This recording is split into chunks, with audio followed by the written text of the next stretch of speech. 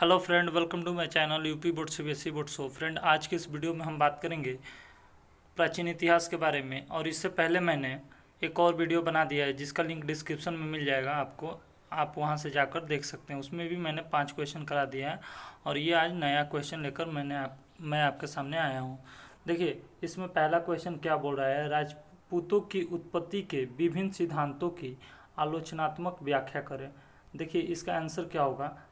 देखिए, राजपूत शब्द संस्कृत के राजपुत्र शब्द से लिया गया है। यानी कि देखिए, राजपूत जो शब्द है ये संस्कृत के राजपुत्र शब्द से लिया गया है। कहाँ से लिया गया है? राजपुत्र शब्द से लिया गया है। प्राचीन काल में राजपुत्र शब्द का प्रयोग किसी जाति विशेष के लिए नहीं बल्कि क्षत्रिय राजकुमारों से संबंधित व्यक्तियों के लिए होता था।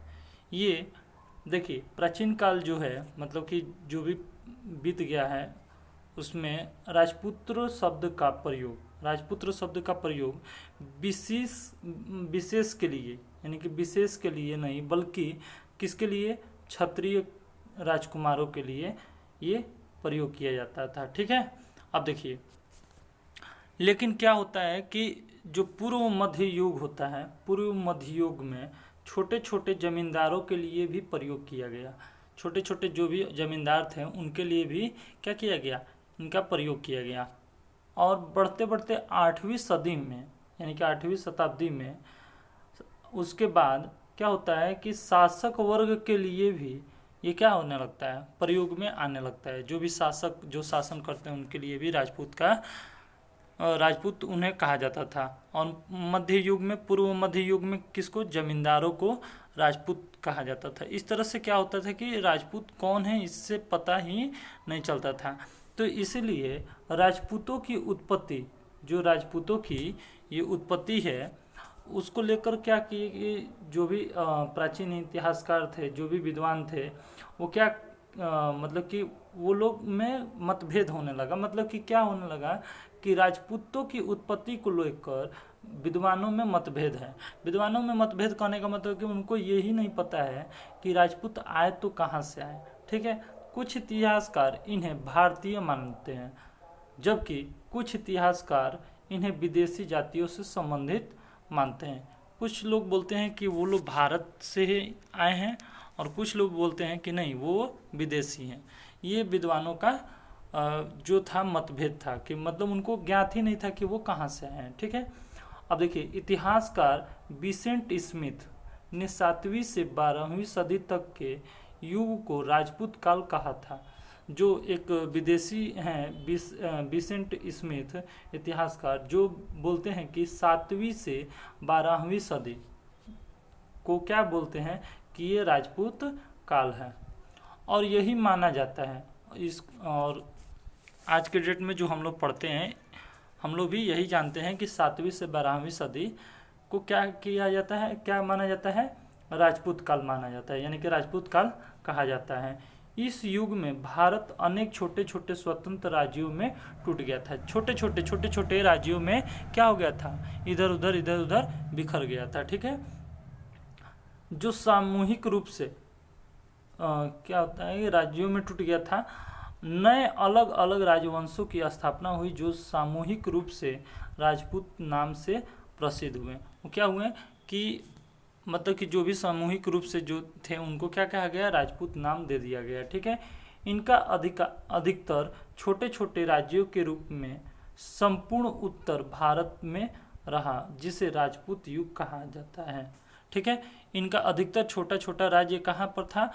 पूरा उत्तर भारत में। उत्तर भारत मैंने बताया था, जो कि जम्मू कश्मीर का हिस्सा जो था ये वो क्या कहलाता है? उत्तर भारत कहलाता है। ये जो है, देखिए, ये वाला जो है ना, ये वाला, ये ऊपर जो भी है ये क्या है? उत्तर भारत है। यानी कि वो क्या है कि गुजरात से ऊपर चले जाइए तो ये क्या है? ये सारा उत्तर भारत है। ठीक है, तो ये उत्तर भारत में क्या था?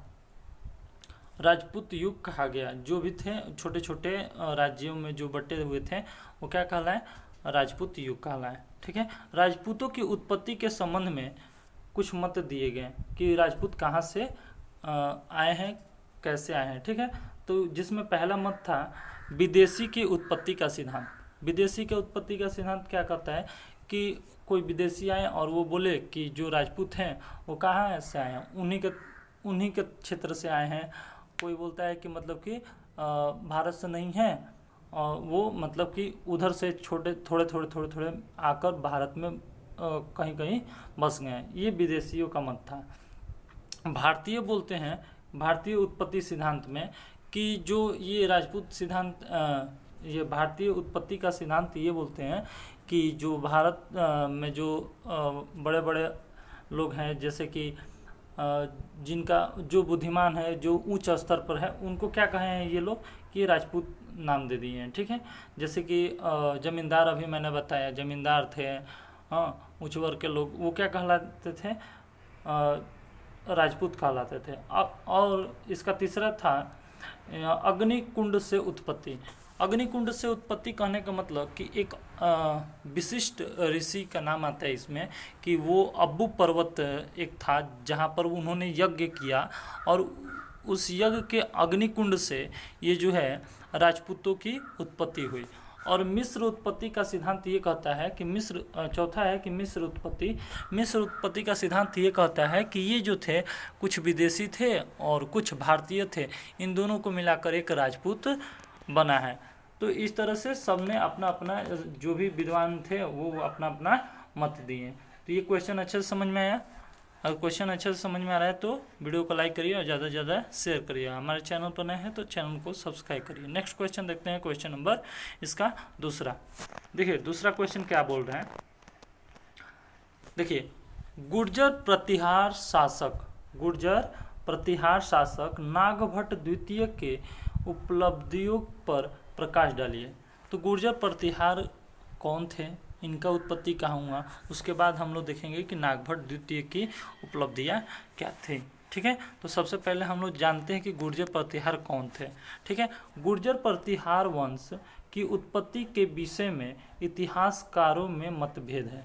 इसमें क्या है, इसमें भी मतभेद है। जैसे राजपूत में मतभेद था वैसे ही इसमें भी मतभेद है, कि इसका भी कोई पता ठिकाना नहीं है कि गुर्जर प्रतिहार कहाँ से आए हैं। ठीक है, कुछ इतिहासकारों ने इन्हें सूर्यवंशी क्षत्रिय मानते हैं।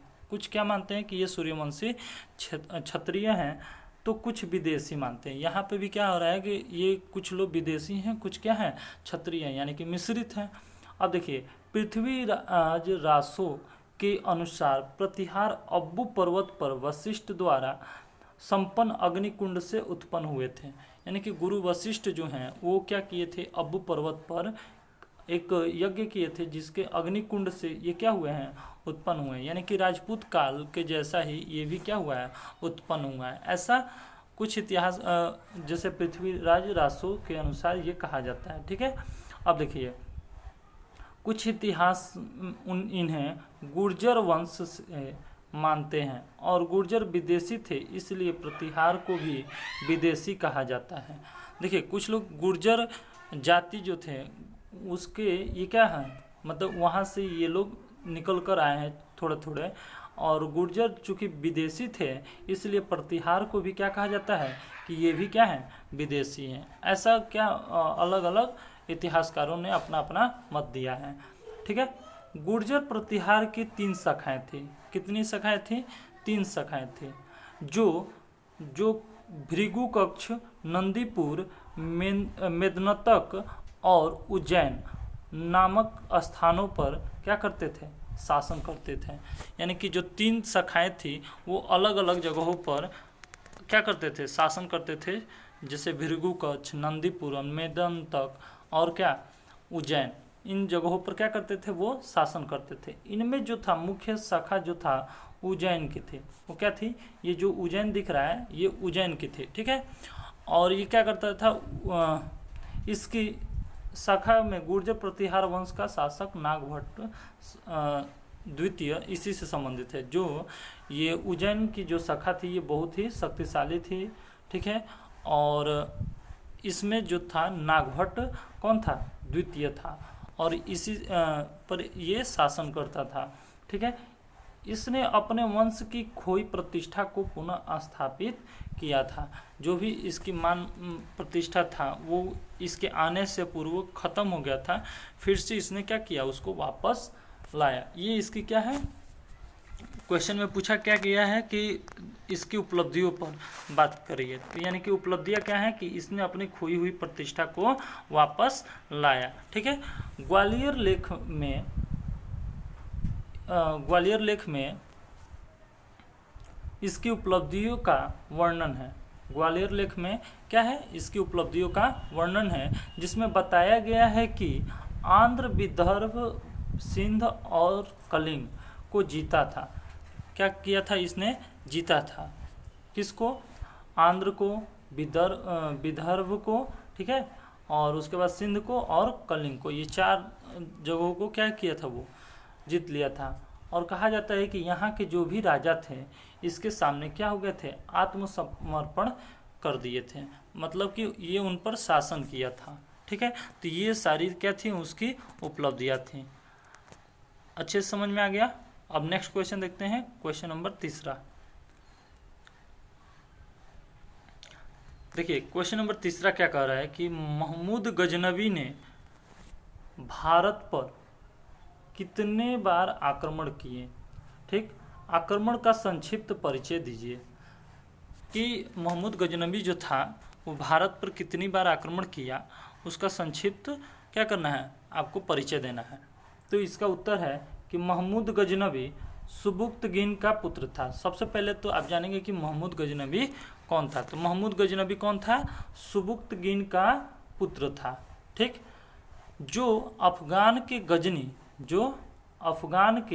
गजनी का रहने वाला था। अफगान के कहाँ का रहने वाला था, गजनी का रहने वाला था। ठीक, आ रहा बात समझ में।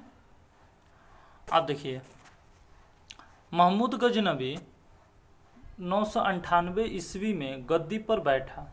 क्या किया, 998 में ये जाकर कहाँ बैठा, गद्दी पर बैठा। इसने 1000 ईस्वी से 1027 ईस्वी तक भारत पर कुल 17 बार आक्रमण किया। 1000 से 1027 ईस्वी तक कितनी बार भारत पर आक्रमण किया, 17 बार आक्रमण किया इसने। ठीक है, अब देखिए महमूद गजनबी जो था वो क्या 1001 ईस्वी में पंजाब के हिंदू शाही वंश के ऊपर भी आक्रमण किया था। कहाँ पर, पंजाब के हिंदू शाही वंश पर क्या किया था, आक्रमण किया था, और शासक जयपाल को हराया था। किसको हराया था, जयपाल को हराया था। ठीक है, अब देखिए भारत के महमूद गजनबी का सर्वाधिक महत्वपूर्ण अभियान 1025 से 1026 तक सोमनाथ मंदिर का था। देखिए भारत पर तो 17 बार आक्रमण किया, लेकिन 1025 से 1026 तक जो था वो क्या था, सबसे महत्वपूर्ण अभियान था। क्यों, क्योंकि वो सोमनाथ के मंदिर पर आक्रमण किया था। ठीक है, इसने 1027 में जाटों के विरुद्ध भी अभियान किया। क्यों, क्योंकि जाटों ने महमूद गजनबी को परेशान कर दिया था।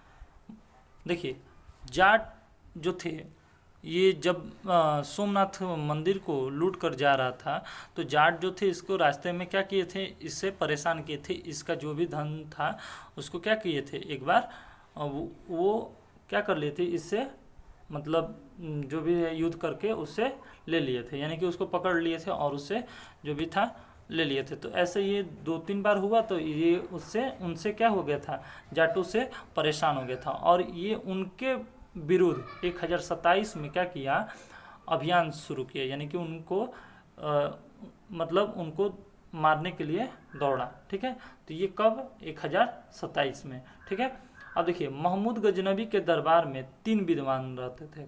कितने, 3। कौन कौन, फिरदौसी, अलबरूनी और उत्तवी।